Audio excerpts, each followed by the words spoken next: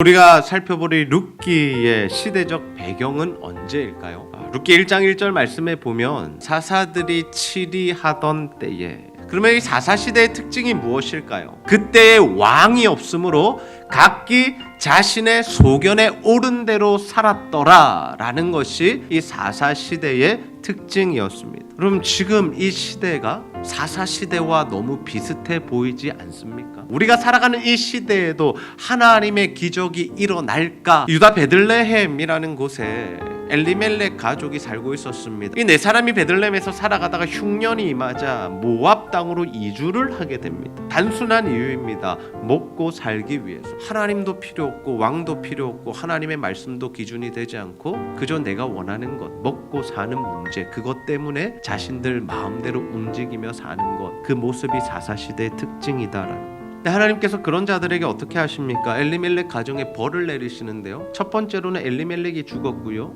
그 두 아들도 다 죽게 됩니다. 하나님의 말씀을 떠나면 하나님의 백성들은 죽게 됩니다. 여러분, 이 말씀을 굉장히 무겁게 들으셔야 합니다. 하나님께서는 자신을 무겁게 여기는 자들을 무겁게 여기십니다. 우리가 하나님을 사랑하고 공경하고 경외함으로 하나님 말씀대로 살아가면 하나님께서도 우리를 사랑해 주시고 우리를 품어 주시고 우리에게 은혜를 베풀어 주시죠. 룻이 시어머니를 따라가기로 결심하고 더 중요한 고백을 하나 하는데, 어머니의 하나님이 나의 하나님이 될 것입니다. 여러분, 룻은 이방 여인이었습니다. 그 당시에 이방인에게 구원이 있을까라고 생각했던 시대입니다. 이 여인이 하나님을 믿기로 결단하고 하나님의 말씀의 원리대로 살아더니 하나님께서 그 여인에게 은혜를 베푸신다. 그래서 그가 룻을 발견하고 그에게 이삭을 줍게 해주고 식사 자리에 초대해주고, 그녀가 남편이 죽은 이후에 시어머니에게 행한 일을 보아스가 다 들었다.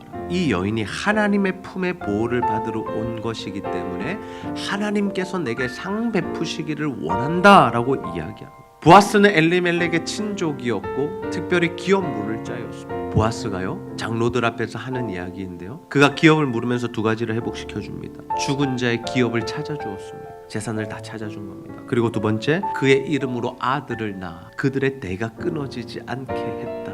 이 말씀 어디에도 보아스가 룻과 결혼해서 어떠한 유익을 얻었더라라는 말씀이 단 한 구절도 나타나지 않습니다. 여러분, 하나님께서 누군가를 사랑하라고 하신다면 하나님께서 이미 허락하신 우리의 가족들을 묻지도 따지지도 말고 사랑하는 자들이 다 되시기를 소원합니다. 계산하지 마세요. 손익을 따지지 마십시오. 하나님께서 주라고 하시면 그냥 주면 돼요. 하나님께서 용납해 주라 하면 용납해 주면 돼요. 하나님이 사랑하라고 하시면 사랑하면 되는 겁니다. 룻은 시어머니를 복양하기 위해서 자신의 인생을 바쳤습니다. 베들레헴까지 따라왔고 어머니의 계획대로 보아스라는 그 할아버지 같은 사람과 결혼하려는 모습까지 보여주었습니다. 보아스는요, 하나님의 말씀대로 신실하게 룻을 은혜를 베풀었고 그 나오미 가정의 기업을 물어주면서 자신이 막대한 손해를 보았지만 그 모든 것들을 다 갚아주었습니다. 이렇게 하나님의 말씀대로 살자 어떤 일이 일어납니까? 그들이 결혼하고 하나님께서 그들에게 자녀를 주셨는데 누구의 아버지입니까? 이새의 아버지이고,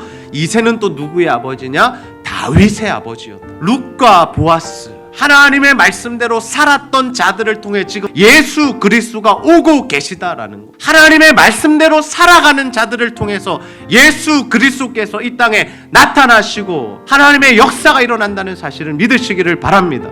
지금 시대에도 기적이 일어나냐군요? 예, 일어납니다. 아무나를 통해서는 일어나지 않습니다. 주의 말씀에 신실하게 순종하는 자들을 통해서 기적은 일어나. 다른 것 없습니다. 믿음으로 사시면 됩니다. 마지막 시대에 우리가 해야 할 일은 바로 이것입니다. 우리 주의 말씀에 순종합시다. 머리로 계산하고 손익을 따지지 맙시다. 오직 하나님 주시는 그 말씀에 순종하는 삶을 통해서 정말 이 땅에, 이 세상에 하나님 살아계심을 나타내고 주 예수 그리스도를 나타내며 그런 귀한 삶을 살아가는 저와 여러분 다 되시기를 주님의 이름으로 축복합니다.